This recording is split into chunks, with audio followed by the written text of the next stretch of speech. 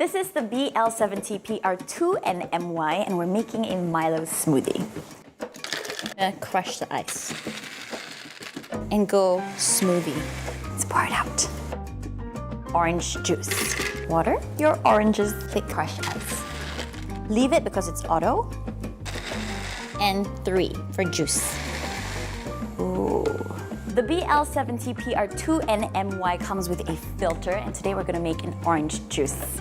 Water, and we're gonna set it on 1 first so that we can add the other oranges in. Pour your juice up, cutting up your meat. And then we're gonna set it on 2. Done, that was really quick. As you can see, this is perfect. Also, chop up your garlics. Click on 2. And voila!